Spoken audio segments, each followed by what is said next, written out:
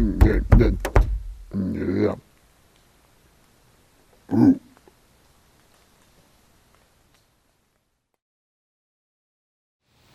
started a TikTok channel, had it going for a little while now, so I know there's a lot of people that are seeing this stuff for the first time, so I'll do my best to try and explain things that have happened over the last 16 years basically, but especially the last dozen years as I made or was given contact with a family of Sasquatch. As far as science goes, I don't even listen to them. They are so far behind, it's stupid. From my perspective, there's a cover-up, and it's easy to see why. This changes the game. It changes everything, right?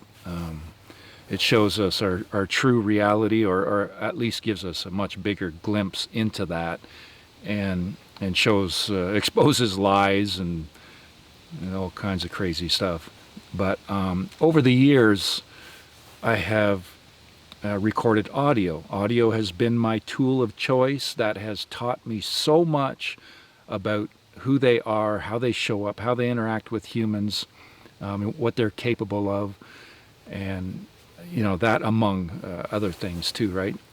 I approached this at the beginning like most people do, with trail cams and trying to capture them on video, and until I realized the intelligence that I was dealing with, and then far beyond that, the abilities of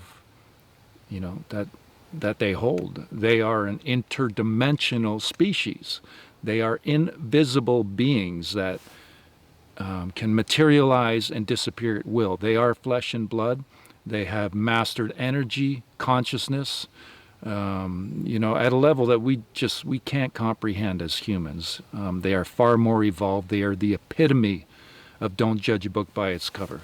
While science is sitting there still pushing this Gigantopithecus bullshit, one just has to look at their feet and see there's really no divergence in their toe making them look like some ape animal.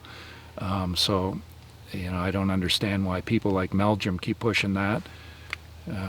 We know they're human types. I figure it's probably his paycheck and his comfortable position of where he is in the subject. He doesn't want to rock that boat, which I understand. Me, I don't care. I am here for truth.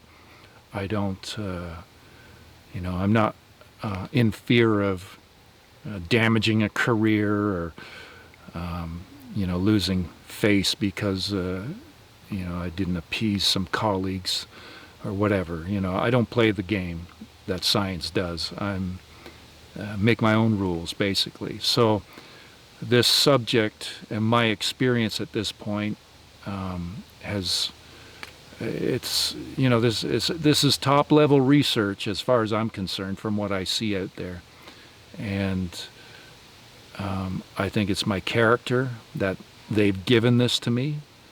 My intentions are pure, my integrity, I'm not perfect, far from it, but my intentions are pure in this, and I think I've done a damn good job at approaching this in a way that it keeps activity coming, right? It keeps showing up, so I must be doing something right.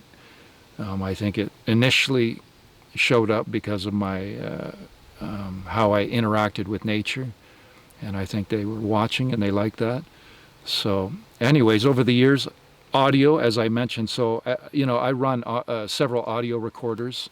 People wonder, well, why no video? Understand what we're dealing with?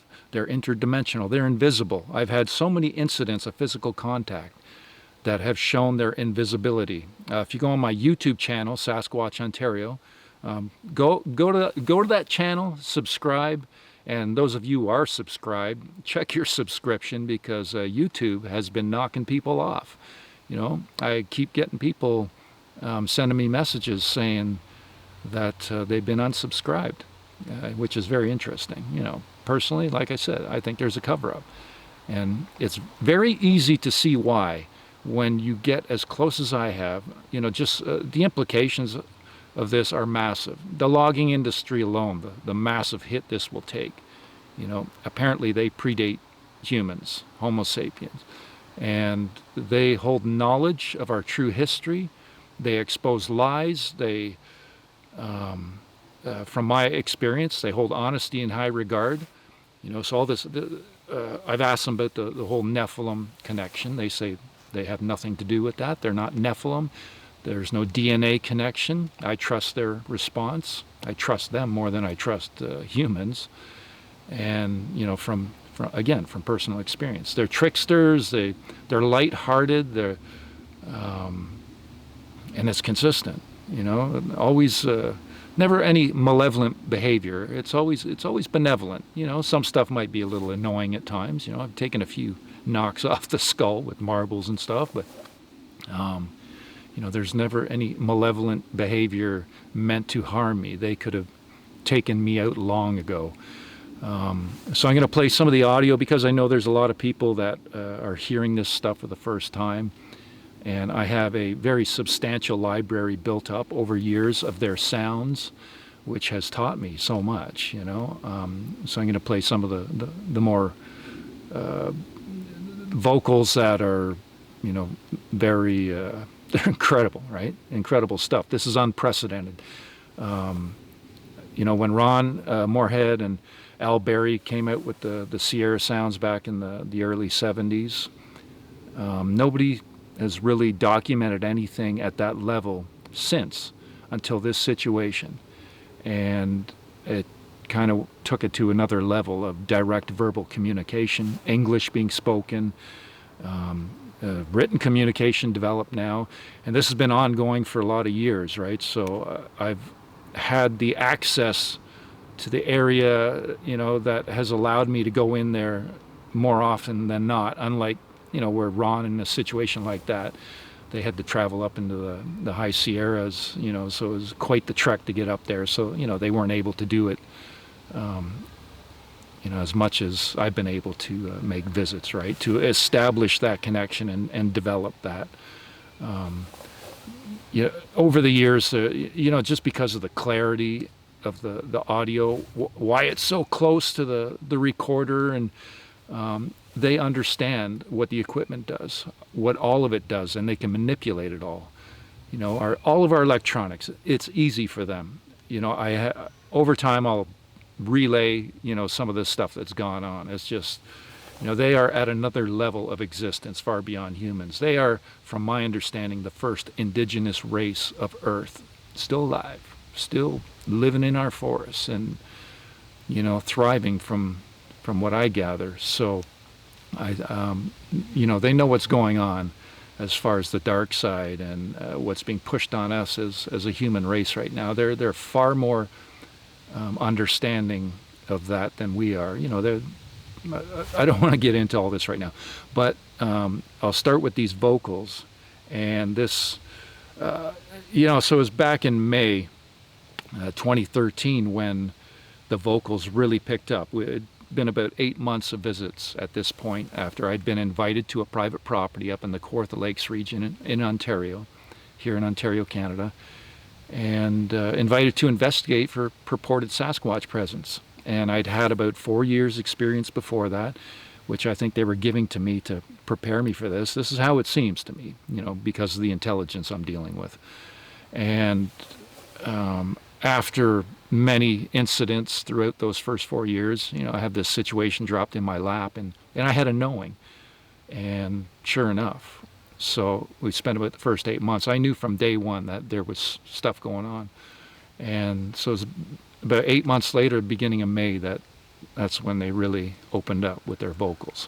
So this first vocal is, from early May 2013, as just a distant, incredible sound. And then it was about 5 minutes later that I got this yell at my vehicle where my audio was running through the sunroof. It just, basically redlined the recorder. Absolutely incredible. So I'll let you hear these first two.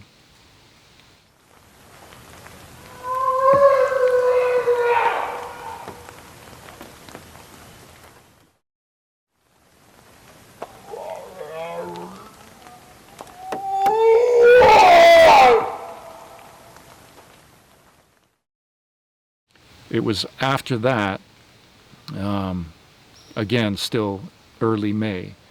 I was in my tent, and there's an incline there, steep incline, so I'm not hearing it as loud as it is on the audio.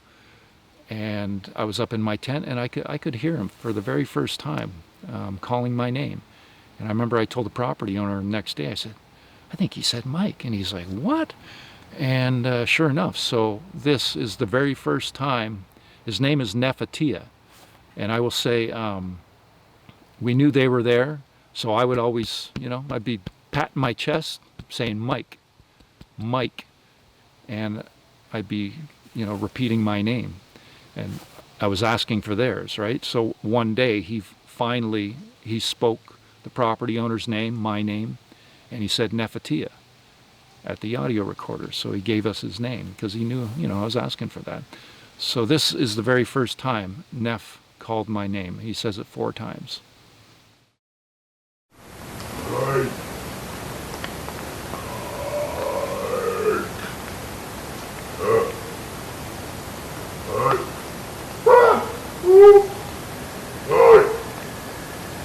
So this one was July 5th, 2014, might have been 2013. Don't quote me on that, sorry.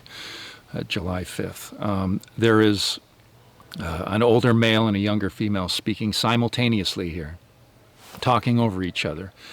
And there's clearly language being spoken. There's a crypto-linguist propped up as some expert in this field. I'm not going to say his name, but he's been pushing the fact that, or not the fact, he's been pushing that I'm a hoaxer and there's no language.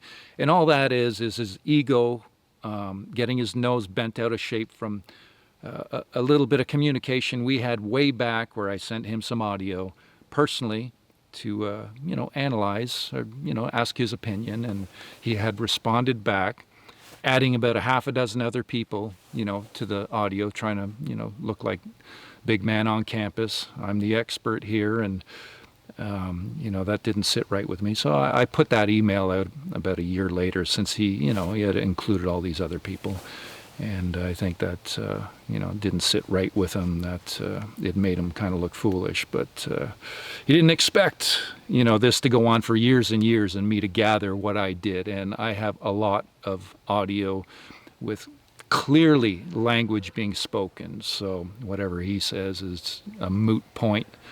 It's just human ego involved in this, and there's a lot of that in this subject, and I've had to deal with a lot of that, putting out what I have over the years. So this here is 2 individuals, an older male and a younger female, speaking simultaneously. I'm going to play the original piece, short piece, and I'm going to play another one after that, same piece. I don't have the email of who it was, but somebody had cleaned it up for me years ago, and I wish if they're watching this, if they could reach out to me again and tell me what piece of software they used to clean this up, because they did a fantastic job. It's they took all the noise out on the the second time you'll hear this. So listen to this.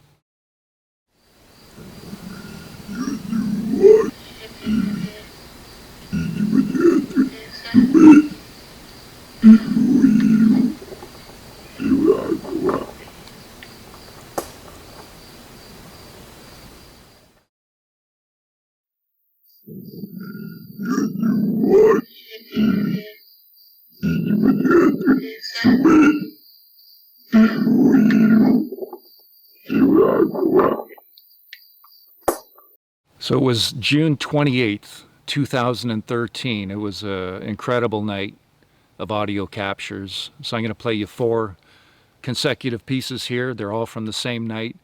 Again, some of them, there's one in there, especially the third one, that I hope to be able to clean up at some point, like was done with that previous piece. Very, very low tone in the vocals. But the last one out of the 4 happened about 5:30 in the morning after this night of activity. And there's been a lot of accusations over the years of the property owner being the voice of Neff, and I always put this piece in their face. Well, let's see, yeah, you listen to this. Let's see any human do this.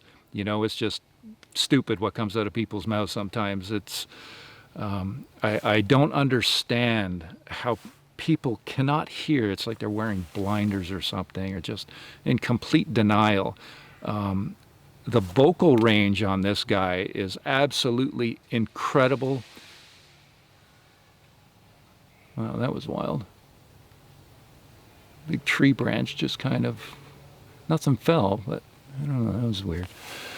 The vocal range on Neff, just from the lows to the highs, and it's like he has a musical background too.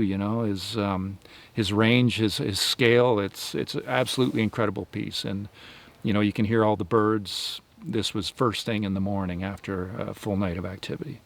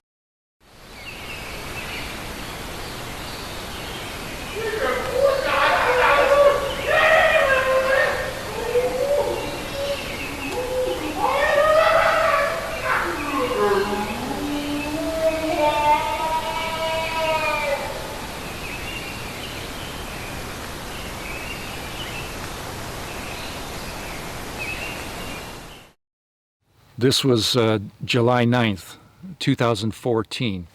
So I captured this piece, and it's really bizarre to me. If you listen to the Sasquatch voice speaking at the beginning of it, about halfway through, it gives a little, little chuckle. It's like there's like this almost electronic voice vocalizing simultaneously. Same time, the two of them. I don't know what that is, if that's an ET or something, or I don't know what it is. I just know there's something going on with this Sasquatch vocal and something else, and maybe they're having a laugh at what my reaction will be listening back to this. I don't know. It's just very bizarre.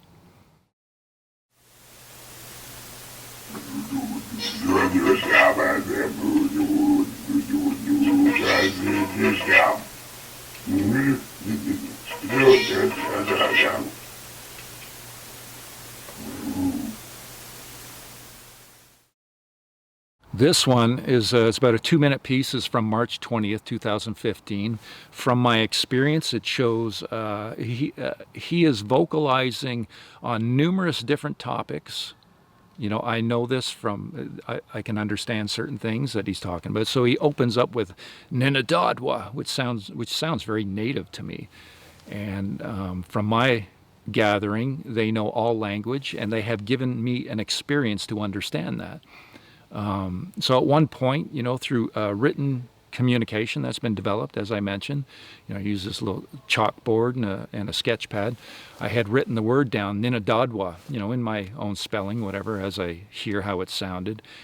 And they had written, I'd asked for the meaning in English, and they had written Invader Go.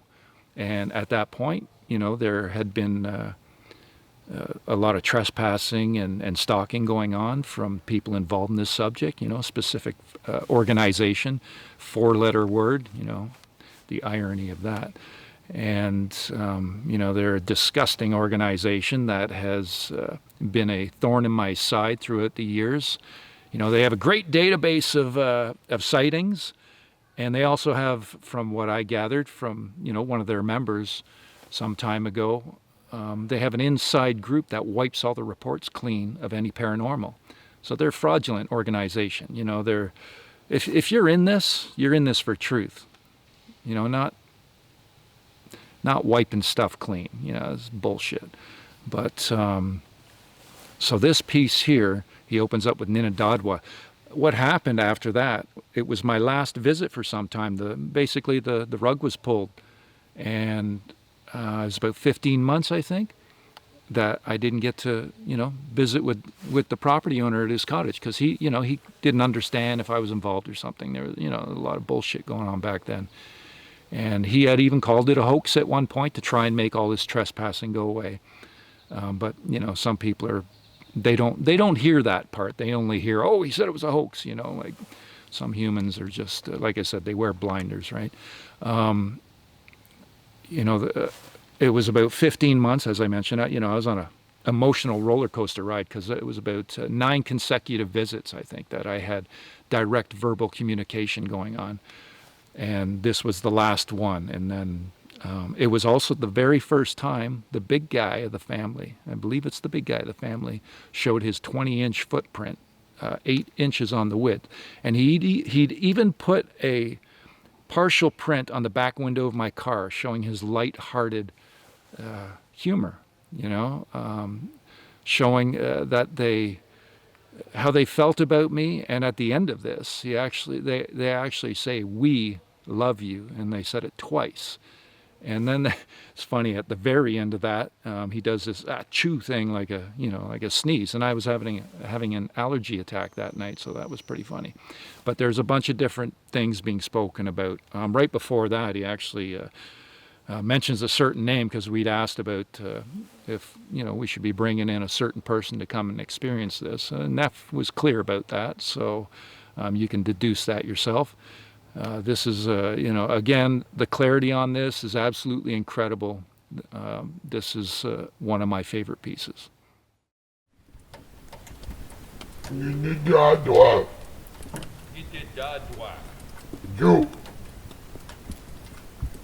You, my friend.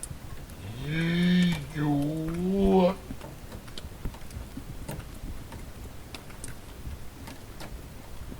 miss you, my friend. Well.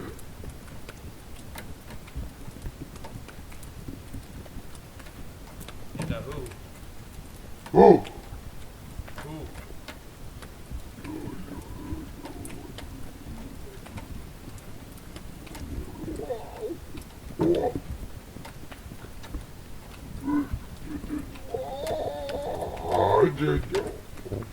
Who?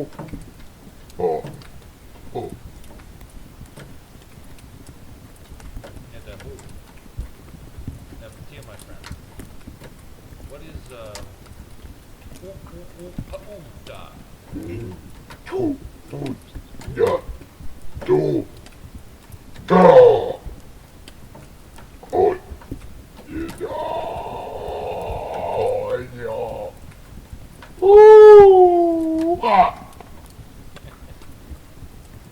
Love you, buddy.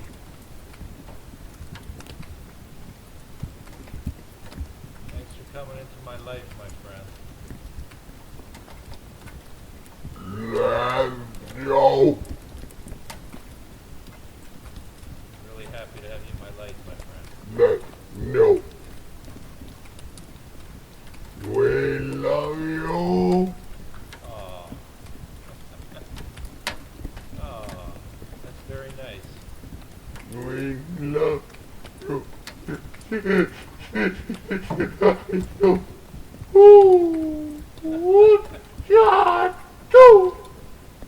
man, I love you, buddy.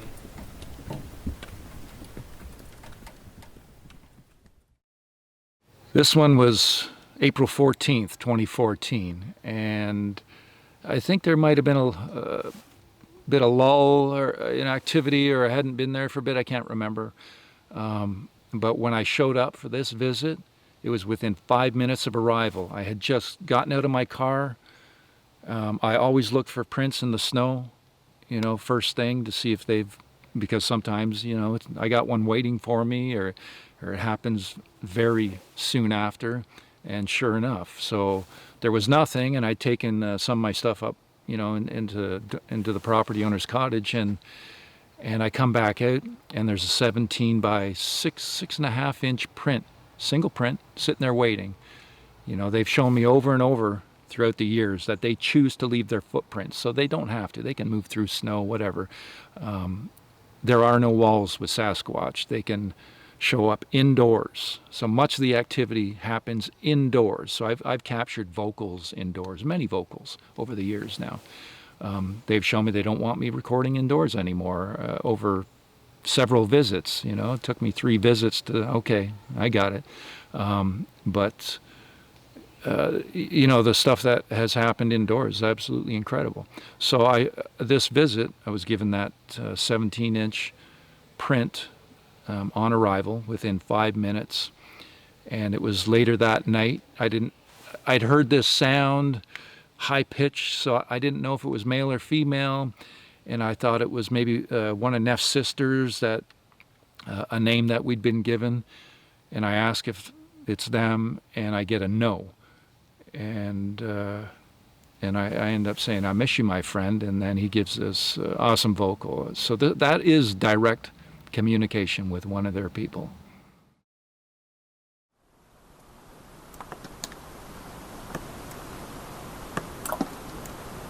Oh, I hear ya.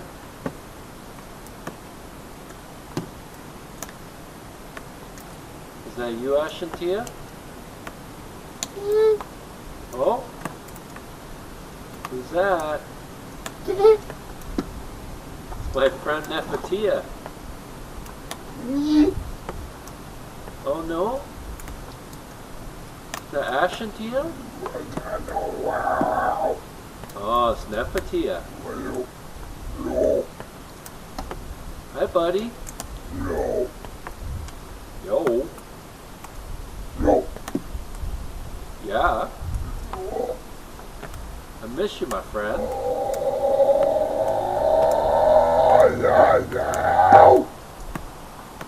Ow. So when I run my audio, I always set the gain, you know, we got low, mid, high. I always set the gain on mid. And that brings, you know, white noise, right? Stuff I need to clean up on a lot of my files. But it also allows me to capture distant vocals louder, more clear than if it was set on a low gain. On this piece, I had it on low by accident, and it ended up giving me a piece of audio that's just, the clarity on it's absolutely incredible. There is no noise, right? No white noise. And as I mentioned, they know what our equipment does. So Neff, you know, right there at my audio mics, which I run through my sunroof in my vehicle, one of my recorders, right? I've always done that, run extension mics through the Omni extension mics. Omni directional captures, you know, basically surround sound. They're not directional. So, you know, I like using Omni for at least one of my recorders, and that's basically the one that I run through the sunroof. So, you know, I'd called him brother many times, and this is what he vocalizes back. And then right after that, he gives, you know, quite the incredible vocal little piece right after that. So take a listen to this. Brother!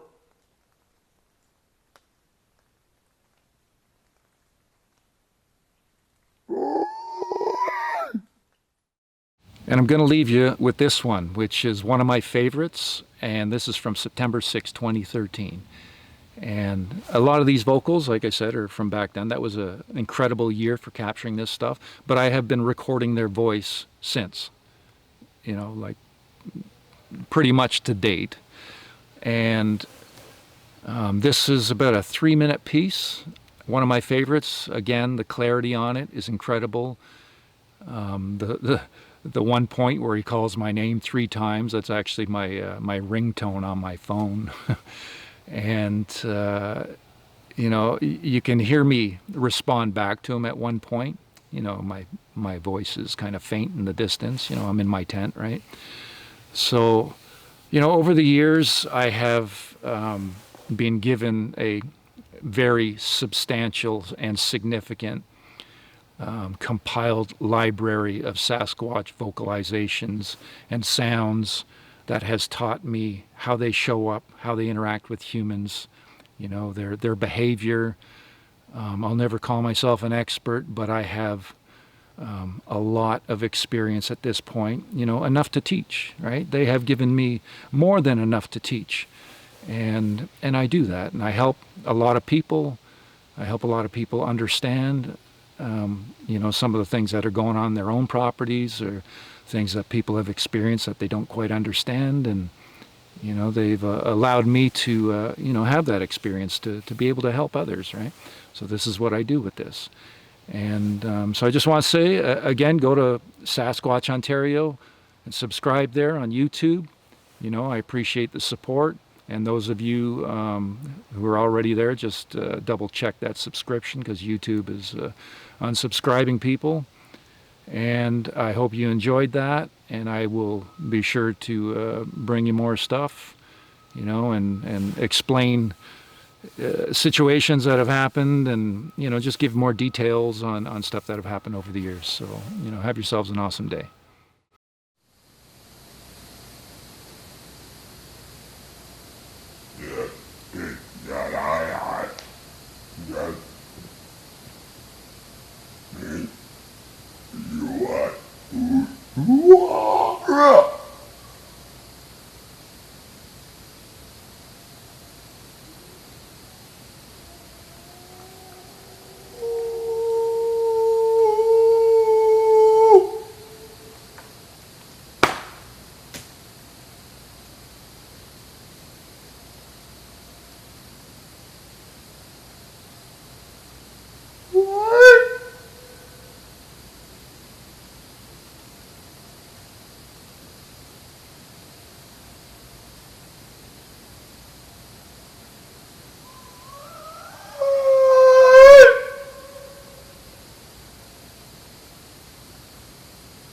Yeah, either that or yeah.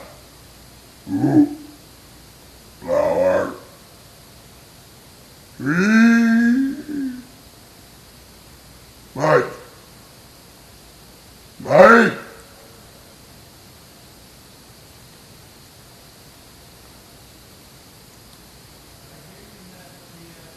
Mike.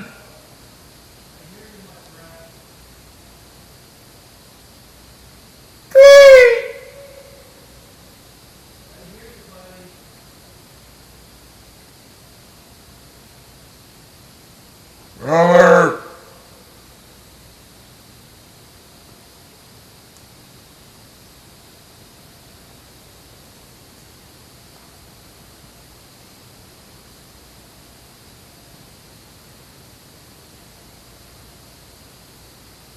You!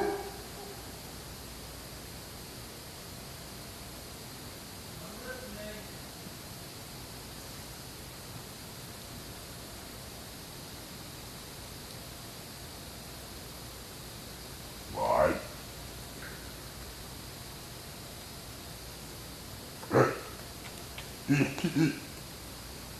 No!